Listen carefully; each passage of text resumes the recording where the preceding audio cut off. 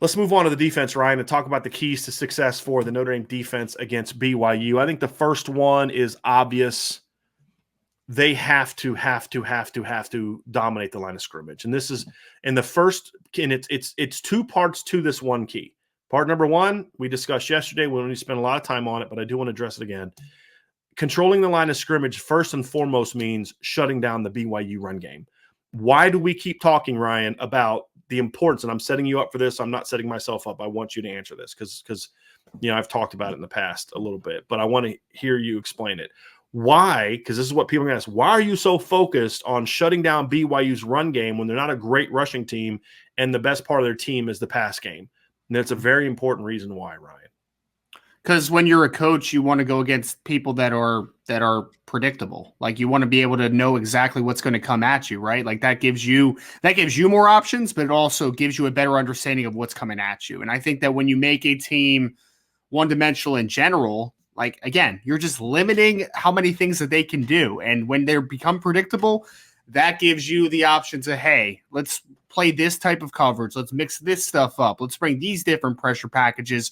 And you get to have a real like finite opinion, kind of understanding of like, what do I need to do to be successful? Like that's kind of where it goes for me. So I think that any team, you want to force them to be one-dimensional, no matter who they are. I mean, honestly, obviously, you would like to just shut down every aspect of their game. But against a good offense like BYU does have, you want to give them less options to attack with. And people probably are going to go like, wait, but why would I want to stop their run game when their pass game is what really scares you? It's because what gives you worry about a guy like a Jaren Hall, for instance, right? It's the fact that he is such a dual threat option, not even just as a runner, but as an extender in the RPO game, that type of thing, that you want to limit his options. Because the RPO game, if you know there's no run option, it just becomes a pass play, right? That's where this conflict happens, right? Like that's where a defensive player's mind comes in. If you eliminate one part of the game, you have to only worry about certain parts of an offense. And to our point, when we first began this podcast, we both believe that BYU is not going to – I think that they can make some plays coming from behind, but I don't think that they're definitely not in the league of a North Carolina with the ability to create explosive plays and do that type of thing. So If I'm getting them into obvious passing situations, if they are obviously throwing the football, I will take the matchup of Cam Hart, even when he's struggling against whoever, Gunnar Romney or whoever the wide receivers are, even Puka. Like I'll take the options there. And if Puka doesn't play, then I'm definitely forced them to pass because then I just kind of question of who are the secondary the second options for them also in the pass game. Brian, point number two, I think so. That's an important part, and then the second part of point one is if you're dominating the line of scrimmage in the run game for a good team or for a good line, which Notre Dame is, it naturally leads to pass rush and disruption. I don't care if they sack Jaren Hall once. I don't care. I mean, if they sack him 9 times, that's great. Sure. But I don't define success again in this instance as a bunch of sacks.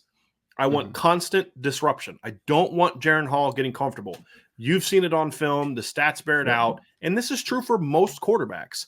When you consistently pressure them, especially if you pressure them with 4 or 5, especially 4, they're not going to be very successful. That's true of almost every quarterback in college football. The great ones cannot get – now, we both think the world of Jaren Hall. But he's not an elite talent. He's not. He's not Trevor Lawrence. He's not C.J. Stroud. He's not Bryce Young. He's a really good, veteran, experienced college quarterback. If you can consistently pressure him, especially with your front, then you're going to have a lot of success in this game. Because what the premise was, we didn't say shut down the run game. We didn't say sack Jaren Hall is the key. We said dominate/control the line of scrimmage. Because you're doing that with your box, and that's going to lead to those accomplishments. And that's why it's important. Because if he gets comfortable in this game, BYU will move the ball and score some points.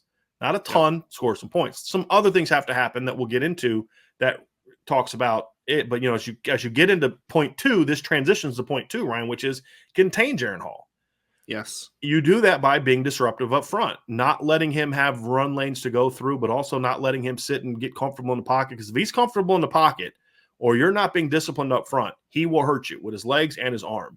You've got to 100%. contain him. You contain him by being dominating in the trenches, but then also being disciplined within that. And then that kind of leads to point 3. So we'll kind of talk about all these together, Ryan, which is BYU is not good enough to just move the ball up and down the field and score 35, 40 points on Notre Dame.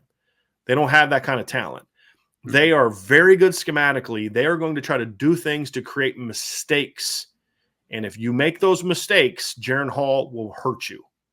And so control the line of scrimmage, which leads to containing Jaron Hall, which then leads to don't ruin all that by then blowing an assignment or making a mistake or not going with the motion or not seeing the levels or not seeing the screen or not seeing the pump and go and all that kind of stuff. Because you could shut them down, and then boom, you make a mental mistake and you're beat. And that's the difference between BYU and North Carolina. North Carolina schemed some stuff to get some big plays, but they had the receivers that can just kind of run past Notre Dame at times. BYU doesn't have that. It's all going to come from scheme, right? And if you're disciplined, then you can shut that scheme down. Oregon was disciplined against BYU. They didn't give up a lot of the big plays. Notre Dame has to be disciplined. If you do that and you control the line of scrimmage, points 1 and 3 lead to point number 2, which is containing Jaron Hall. Oh yeah, that's it, man. It really, because Brian, I mean, honestly, if BYU is able to create a bunch of explosive plays against Notre Dame, it's a bad sign, man. Like that is a really bad sign because I don't think that they have. Especially if Puka Nacua doesn't play. If he doesn't play, then you're looking at this team and saying, I don't know where the explosive plays come from. Like, I don't think it's Chase Roberts. I don't think it's Gunnar Romney. I don't think it's Isaac Rex. Like, that's not how this team is built. But how this team is built is that Jaron Hall, as an extender, and when he feels comfortable in what he is doing, when he's comfortable in his own skin, he's a really good football player, man. Like, that's just the point blank to it, right? And I think that's my biggest thing too, Brian, is like the 2 players that worry me most on BYU's offense are Puka Nacua and Jaron Hall. Those are the 2 players, right? If Puka doesn't play, then Jaron Hall's the guy. Yeah. I almost just put a middle finger up at the screen, by the way, when I was going like this and counting, which would have been fantastic. Real quick, the latest thing I read was from last night was that Puka was listed as probable. Okay. So I don't, that probably a limited role. That could just be coach speak, not let Notre Dame know it or whatever. I don't know. All I'm just saying is that, we don't know if he's going to play or not, or if he does play, how healthy he's going to be. But to your point, him healthy is a scary weapon. He is the one guy they have that can create those big plays, but that is still even done within scheme. And that's the thing is, if you're disciplined, like to your point against the North Carolina game, Antoine Green is good enough to run by you. But the 2 touchdowns he had against Notre Dame were both off of mistakes. Mm-hmm. Safety not getting off the hash with the proper angle, corner maybe biting on something he shouldn't have been on, a blown coverage on the second one. The first long game that they had that beat Jaden Mickey, which set up a touchdown, was just a great ball and a great play. You're going to have those. I don't think BYU has that kind of guy consistently that can do that. So it has to be a situation where you're just not making the mental mistakes. Don't bite hard on the bubble screen pump fake. And it almost looks like he's like throwing an axe. He just does this, then you bite on it, and then he pulls up and he throws it over your head. You can't make those mistakes. You can't lose gap assignment integrity in the run game and allow Christopher Brooks to rip off a 40-yard run. It's unacceptable in this game. You know what I mean? So those are all keys to the game. And then the fourth one, Ryan, is just be disruptive. And again, it all ties together. If BYU's playing behind the sticks in this game, especially if you have early down success, when they try to run the ball, like this hurt North Carolina.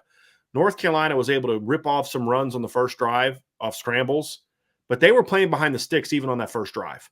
As soon as Notre Dame cleaned up the quarterback scramble stuff, North Carolina could not move the football in Notre Dame. It was like just until game was already over. It was like 38-14, and they started scoring garbage touchdowns, right? And that's going to be a key in this game too. Get them behind the sticks. If you can get them behind the sticks, you're going to have a lot of success in this game. And that comes from disruption. Running first and second down runs into zeros and minuses. Those are all going to be key. Getting your hands up. I mean, Jaron Hall is not a super tall quarterback either. He's taller than Drew Pine, but he's not like a 6'5" guy. You've got some tall linemen. If you see that he's setting up and get your hands up, knock those balls down, and that's how you can create some of the disruptions that lead to being behind the sticks. But then number two, those are the kind of things that lead to turnovers. Tip a ball at the line of scrimmage, and then all of a sudden Brandon Joseph steps in front of a floating ball and takes it back, something like that. That disruption is what I want to see. And again, it starts with the front, be disruptive up front. It all ties together, man. And that's going to be a big key in this game. It goes back to don't letting them get comfortable, shutting down the run game. All of it ties together, man. It really does. Those are going to be keys to this game. And what do they all do? They're all geared towards limiting the big plays, the cheap yards. Don't let BYU do what we talked about on offense, which is steal yards, right? You can't do it. If you eliminate that, then they're going to have a hard time scoring enough to win this game, in my opinion. What does disruption do, whether it's against the pass or in the run game, Brian? It speeds up the playmaker's process, right? Like they got to kind of think quicker on their feet and kind of reevaluate things in a very quick manner, right? Like got to speed up their process. This BYU team is not incredibly fast offensively. They're not. Like they don't have a ton of speed. They have good football players, physical football players, well-coached football players, which you can win with, obviously.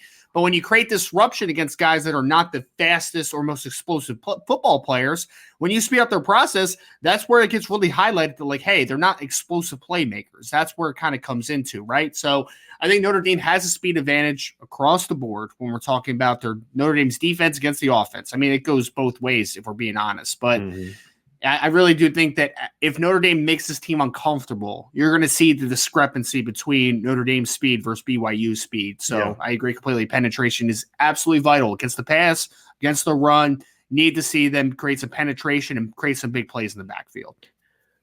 The optimism that I have that the Notre Dame defense can really slow down Jaren Hall is the fact of they did it against Drake May and CJ Stroud. I mean, if you really think about it, the three best defensive games Notre Dame has played this year came against the two best games Notre Dame played this year defensively, in my opinion, came against, especially pass game wise, came against the two best quarterbacks they've played. I mean, two of the best quarterbacks in the country so far. I think CJ Stroud, my stance on CJ Stroud. I think he is the best quarterback in the country. But it's an argument with him and Bryce Young. They're both great. Great. But you kept CJ from really dominating that game. You kept Drake May from really making the big plays to win until the game was basically over. You did it then. Now you need to do it again. And this is the danger of Notre Dame's schedule because you keep facing quarterbacks like that week after week after week. As bad as Stanford is, you let Tanner McKee get hot and they can give you some problems, right? Garrett Schrader, with his running ability, and he's improved as a passer, he can hurt you. Right, DJ is playing a lot better for Clemson. Right, Phil Dracovic. If you don't beat up their offensive line, Phil Dracovic, as Louisville learned this last weekend, if you give Phil Dracovic time to throw the football, he will rip you up. The key to beating BC: be disruptive. Don't let the quarterback take over the game. And then, of course, there's Caleb Williams at the end of the year. So this is going to be a theme all year: is you can't let this quarterback take over.